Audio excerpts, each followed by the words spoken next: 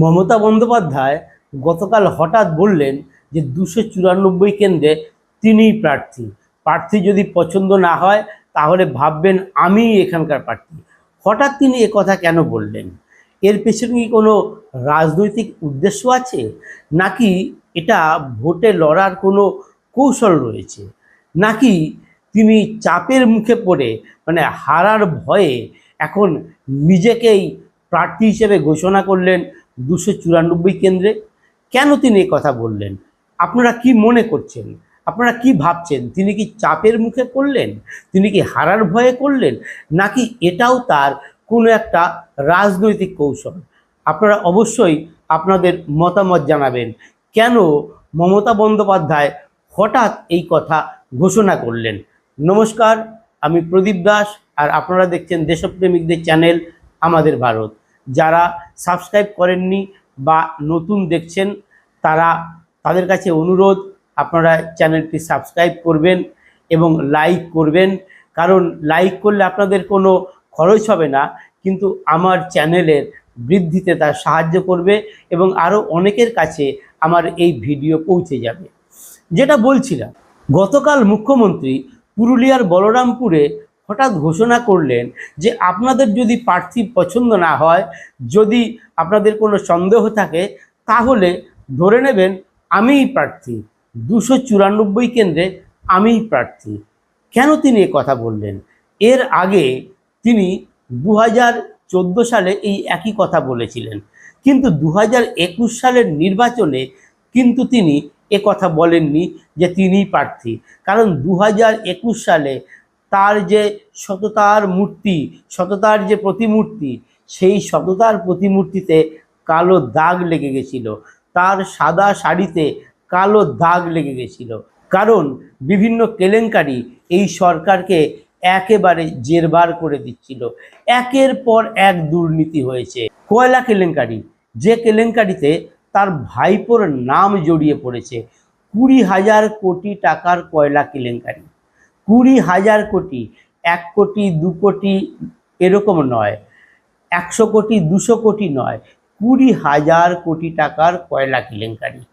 সেই কয়লা কেলেঙ্কারির তদন্ত এখনও চলছে। এই কিছুদিন আগেই হানা দিয়েছিল ইডি আইপ্যাকের অফিসে, সেখানে তো মুখ্যমন্ত্রী নিজেই ছুটে গেছিলেন।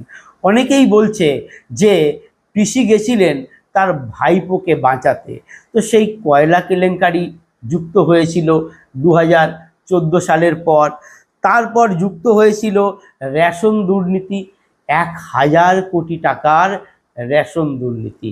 কোনোটাই কম সম নয়, 1,000 কোটি, 100-200 কোটি নয়, 1,000 কোটি টাকার রেশন দুর্নীতি। ভুয়ো রেশন কার্ড বানিয়ে, লক্ষ লক্ষ রেশন কার্ড বানিয়ে সেই চাল তোলা হতো, কেন্দ্রীয় সরকারের থেকে সেই চাল আসতো, আর সেই চাল তুলে তা বিক্রি করে দেওয়া হতো। কোটি কোটি টাকা রোজগার। তার উপরে বহু মানুষকে রেশন দেওয়া হতো না ঠিক সময়ে, রেশন নিয়ে বিক্ষোভও হতো, মানুষের রেশন মেরে তা বিক্রি করে দেওয়া হতো। সেই রেশন দুর্নীতির 1,000 কোটি টাকার সেই খাদ্য কেলেঙ্কারির জন্যে তার খাদ্যমন্ত্রী জ্যোতিপ্রিয় মল্লিক জেলে গেলেন। এবার মুখ্যমন্ত্রী বলছেন যে এই 294 কেন্দ্রে তিনিই প্রার্থী। তাহলে জ্যোতিপ্রিয় মল্লিক দুর্নীতির অভিযোগে তিনি জেলে গেছিলেন এবং জামিনে তিনি ছাড়া পেয়েছেন, তাহলে এই দুর্নীতির দায় তার ঘাড়ে পড়ছে না? তিনি কি এই দুর্নীতির দায় নিচ্ছেন? আপনারা কি বলেন? এই দুর্নীতির দায়ও তো তার নেওয়া উচিত, তিনি যদি 294 কেন্দ্রে প্রার্থী হন। কারণ এর আগে 2014 সালে তিনি একই কথা বলেছিলেন যে সব কেন্দ্রেই তিনি প্রার্থী। তাহলে তারপরে মন্ত্রীরা যে দুর্নীতি করলো, একের পর এক রাজ্য সরকারের যে দুর্নীতি সামনে এলো, তার দায় মুখ্যমন্ত্রীকে নিতে হবে না? তো সেই দায় 21 সালে তিনি নেননি, 21 সালে তিনি বলেননি, কারণ এই দুর্নীতি তখন চরম জায়গায় পৌঁছে গেছিল। তা এখন হঠাৎ এইবার কেন তিনি এই 294 কেন্দ্রে আবার নিজেকে প্রার্থী ঘোষণা করলেন? তার সততার মূর্তিতে যে বিভিন্ন জায়গায় যেটা দেখা যেত যে হোর্ডিং ব্যানারে তার সাদা শাড়ি হাওয়াই চটি পরা সেই যে ছবি, তাতে লেখা থাকতো সততার প্রতীক। তো সততার প্রতীকে তো কালির আঁচড় লেগেছে, কালি নয়, প্রচুর ময়লা লেগেছে সেই সততার মূর্তিতে। তাহলে তিনি 2021 সালে যখন নিজেকে প্রার্থী ঘোষণা করেননি 294 কেন্দ্রে, সেবার তো তিনি নন্দীগ্রামে হেরেই গেছিলেন। তো এবার তিনি কোন সাহসে, কেন তিনি 294 কেন্দ্রে নিজেকে প্রার্থী ঘোষণা করলেন, যেখানে তার সরকারের ওপরে দুর্নীতির অভিযোগ রয়েছে, যেখানে তার সরকারের বিরুদ্ধে অভিযোগ রয়েছে যে শিক্ষকদের চাকরি বিক্রি করা হয়েছে, 26,000 শিক্ষকের চাকরি বিক্রি করে দেওয়া হয়েছিল। যারা প্রকৃত শিক্ষক চাকরি পেয়েছিলেন তারা এখন বেকার, তারা এখন ভাতার লাইনে দাঁড়িয়েছেন। তাহলে এই যে চাকরি বিক্রি করে দেওয়া হয়েছিল, যারা প্রকৃত শিক্ষক চাকরি পায়নি, যারা পরীক্ষা দিয়েছিল চাকরি পায়নি, অথচ টাকার বিনিময়ে সেই চাকরি বিক্রি করে দেওয়া হয়েছে, কোটি কোটি টাকা রোজগার করা হয়েছে, তার শিক্ষা দপ্তরই এটা করেছে। তাহলে সেই দুর্নীতির দায় কি তিনি তার নিজের ঘাড়ে নেবেন না? ঘাড়ে কি নিতে পারবেন? সেই দুর্নীতির দায় নিয়েই কি এই 294 কেন্দ্রে তিনি প্রার্থী হচ্ছেন? কি বলেন আপনারা? এই 294 কেন্দ্রে যখন তিনি প্রার্থী ঘোষণা করলেন, তখন তো তাকে এই দায়গুলোও নিতে হবে যে হ্যাঁ আমি এগুলো করেছি। এই দায় নিয়ে তো তার আগেই পদত্যাগ করা উচিত ছিল। তাহলে তিনি কেন এখন নিজেকে 294 কেন্দ্রে প্রার্থী ঘোষণা করলেন? এর পেছনে রহস্যটা কি রয়েছে? সারদা কেলেঙ্কারি, রোজ ভ্যালি কেলেঙ্কারি, সেখানে 250 কোটি টাকার যে চিট ফান্ড কেলেঙ্কারি রয়েছে, সেই কেলেঙ্কারির টাকা কোথায় গেছিল? সেই কেলেঙ্কারির জন্যে মদন মিত্র তো জেলে গেছিল, মদন মিত্র তো এবারও প্রার্থী হয়েছে। তাহলে সেই দুর্নীতির দায় কি তিনি নেবেন না? সেই দুর্নীতির তদন্ত ধামাচাপা দিতে সেই সারদার যে লাল ডায়েরি, সেই লাল ডায়েরি পুলিশের মাধ্যমে সেটাকে লোপাট করে দেওয়া হয়েছিল। সেই ডায়েরির খোঁজ এখনো পাওয়া যায়নি। সেই ডায়েরি যিনি লোপাট করেছিলেন তাকে তিনি এখন রাজ্যসভার সাংসদ করে দিয়েছেন। তাহলে এই যে কোটি কোটি টাকার দুর্নীতি, মানুষের সেই আবাস যোজনা, প্রধানমন্ত্রী যে আবাস যোজনা, সেখানে তার দলের লোকরা দুর্নীতি করেছে, মানুষের কাছ থেকে কম করে প্রতিটি ক্ষেত্রেই 25,000 টাকা করে তারা কাটমানি নিয়েছে। সব ক্ষেত্রে দুর্নীতি চূড়ান্ত জায়গায় পৌঁছে গেছে। এমনকি বন্যার ত্রাণের টাকাও চুরি করেছে।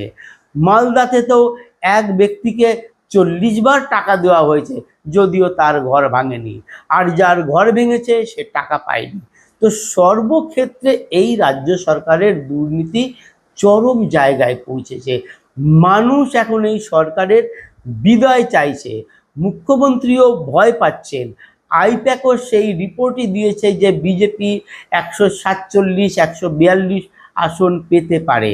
তো এই জায়গায় দাঁড়িয়ে তৃণমূল কংগ্রেস যে প্রার্থী তালিকা ঘোষণা করেছিল, সেইখানে 74 জন বিধায়ককে এবার টিকিটই দেয়নি, কারণ হারার ভয় ছিল। তাহলে সেই বিধায়কদের টিকিট দেওয়া হলো না হারার ভয়ে। তারপরে নতুন মুখ আনা হলো। এর পরেও কেন তাকে বলতে হচ্ছে যে তিনিই সব কেন্দ্রে প্রার্থী? শুধু তিনিই বলছেন না, গতকাল তিনি যখন এই কথা বলছেন, পিসি যখন পুরুলিয়ায় এই কথা বলছেন, তখন মুর্শিদাবাদের নওদাতে আবার একই কথা বলছেন অভিষেক বন্দ্যোপাধ্যায়। তিনিও বলছেন আপনাদের যদি প্রার্থী পছন্দ না হয় তাহলে ধরে নেবেন আমিই প্রার্থী। কি আবদার না! তারা নিজেরা ঝাড়াই বাছাই করে প্রার্থী দিলেন, সব নতুন নতুন প্রার্থী দিলেন। পুরনো যাদের উপরে মানুষের ক্ষোভ আছে, দুর্নীতির অভিযোগ আছে, যারা কাজ করেনি তাদের সরিয়ে দিলেন। তারপরেও বলছেন, পিসি বলছেন আমিই প্রার্থী, ভাইপো বলছেন আমিই প্রার্থী। তাহলে দুজনেই প্রার্থী হয়ে গেলেন 294 কেন্দ্রে। তৃণমূলের দুজনই প্রার্থী, দুজনই ড্যামি প্রার্থী, আর তাদের দেখেই ভোট দিতে হবে। কাকে দেখে? যে ভাইপোর বিরুদ্ধে কয়লা কেলেঙ্কারির তদন্ত চলছে। কারণ এই যে সব দুর্নীতি, এই দুর্নীতির টাকা তো সবাই আমরা জানি যে কাটমানির বড় অংশটাই চলে গেছে একটা নির্দিষ্ট জায়গায়, যেটা সরাসরি যায়নি, অন্যভাবে সেটা নেওয়া হয়েছে। তার জন্যই তো কালীঘাটের কাকু বলেছিলেন না যে আমার সাহেবকে ধরতে পারবেন না, কারণ এমনভাবে তারা ব্যবস্থা করেছে যে মূল জায়গায় পৌঁছানো যাবে না, অনেক ঘুর পথে সেই টাকা চলে গেছে নির্দিষ্ট জায়গায়। সেটা সবাই জানে যে এই যে টাকা, এই টাকা যে উঠেছে, এই যে চাকরি বিক্রি হয়েছে, রেশন দুর্নীতি হয়েছে, রোজ ভ্যালি সারদা যে কাণ্ড সেগুলো হয়েছে, বন্যার ত্রাণের যে টাকা হয়েছে, রেশন দুর্নীতি, স্কুলের মিড ডে মিলের টাকাও সেখান থেকে চুরি হয়েছে। সে এই যে চুরি, এই দুর্নীতি, শাসকের মানে সরকারের প্রচ্ছন্ন মদত না থাকলে এটা কি হতে পারে? এটা তো হতে পারে না, সবাই সেটা জানেন। কারণ পিসি তো বলেন যে সব দিকেই তার নজর আছে, কোথায় কি হচ্ছে তিনি সব জানেন, কে কি করছে তিনি তা দেখেন। তাহলে এই যে দুর্নীতি হয়েছিল, সেই দুর্নীতি কি তিনি জানেন না? পার্থ চট্টোপাধ্যায়ের বান্ধবীর ঘর থেকে কোটি কোটি টাকা উদ্ধার হলো, এই টাকা কেন রাখা হয়েছিল? এটা কি তৃণমূলের সর্বোচ্চ নেতৃত্বের অজান্তেই রাখা হয়েছিল? তারা কি জানতেন না? নিশ্চয়ই তারা জানতেন। বোধহয় এরকম বিভিন্ন জায়গায় এরকম প্রচুর টাকা হয়তো রাখা আছে, যেটা অনেকেই বলেছেন যে টাকা পৌঁছে দেওয়া হতো একটা নির্দিষ্ট জায়গায়। তো ভোটের বাজারে সেই টাকাগুলো এখন বের করা যাচ্ছে না, কারণ সব জায়গায় এখন নাকা চেকিং হচ্ছে। নির্বাচন কমিশন এই প্রশাসনের খোল নলচে পাল্টে দিয়েছে, পুলিশ মহলে ব্যাপক রদবদল করে দিয়েছে, ফলে টাকা বের করলেই ধরা পড়ার ভয় রয়েছে। তার উপরে 173টা থানার ওসি আইসিকে বদল করে দেওয়া হয়েছে। এতদিন তো ওপর মহলে বদল হয়েছে, এবার নিচু লেভেলেও বদল করে দেওয়া হলো। 173টা থানা তার ওসি এবং আইসি বদলি হয়ে গেছে। যে বিডিওদের বিরুদ্ধে এই যে এসআইআরের সময় বিভিন্ন অভিযোগ উঠেছিল, সেরকম 83 জন বিডিওকেও বদলি করে দেওয়া হয়েছে।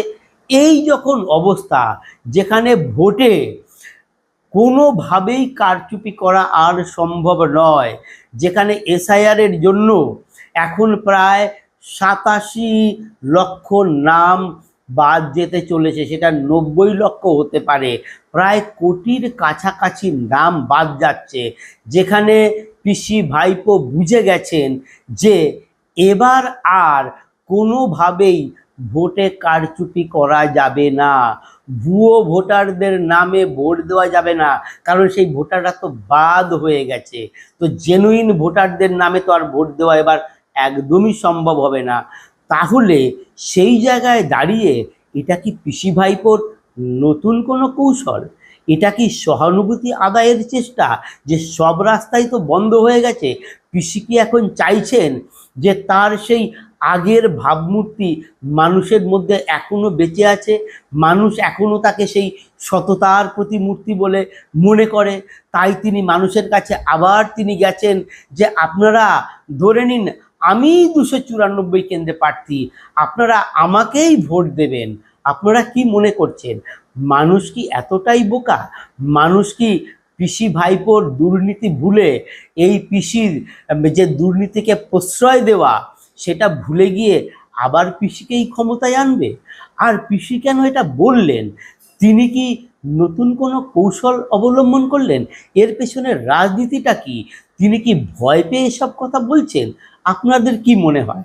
অবশ্যই আপনাদের মতামত লিখে জানাবেন, এবং আপনাদের এই মতামত খুব গুরুত্বপূর্ণ। তা থেকে আমরা বুঝতে পারবো, একটা জায়গায় সিদ্ধান্তে আসতে পারবো যে সাধারণ মানুষ কি ভাবছেন এই পিসির এই যে 294 কেন্দ্রে প্রার্থী হওয়া। অবশ্যই আপনারা আপনাদের মতামত জানাবেন। নমস্কার।